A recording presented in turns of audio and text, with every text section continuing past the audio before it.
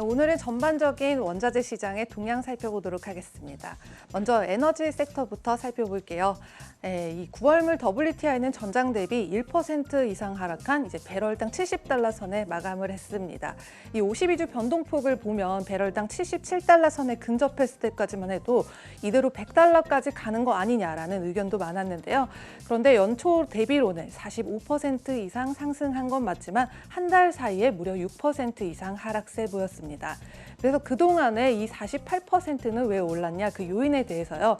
휘발유 소비 상승의 이유로 첫 번째로 꼽히기도 했지만요. 단순히 그것만이 아닌 이 오펙 플러스에 절제된 증상량 또한 이 국제 유가 상승에 힘을 실어줬다고 볼 수 있겠습니다.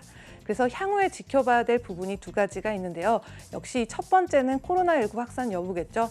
이 미국 내에서 경기 회복 속도가 붙는 건 아니냐라고 싶더니 결국 코로나19 델타 변이 등으로 병원에 입원한 사람이 지난주 2월 수준이 5만 명을 넘으면서 지난달보다 3배가 넘었기 때문입니다. 그리고 두 번째는 이 다음 달에 발표할 미 에너지정보청의 이 원유 재고 결과를 눈여겨보시면 좋을 것 같습니다.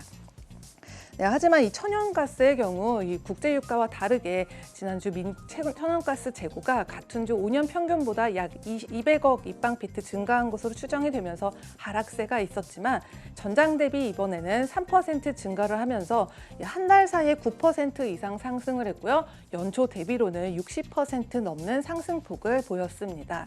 이 미 에너지정보청에 따르면 미국의 액화 천연가스 수출 2021년 1,006개월 동안 쭉 증가를 했지만요.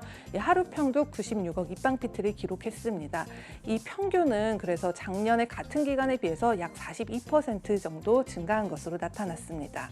그리고 이어서 이 에너지 부분 외에 주목해야 될 부분이 있는데요. 바로 곡물과 농산물 섹터가 되겠습니다. 미 정부가 지난주에 이 경고를 했는데요. 전 세계적으로 올해 2억 9,100만 명이 굶주리게 될 것이라는 경고가 있었던 만큼 이 팬데믹과 연결된 경제적인 고통이 또 이상기후와 맞물리면서 그로 인한 원자재 가격 폭등과 맞물려 비용 상승을 하는 현상이 우려됐기 때문입니다.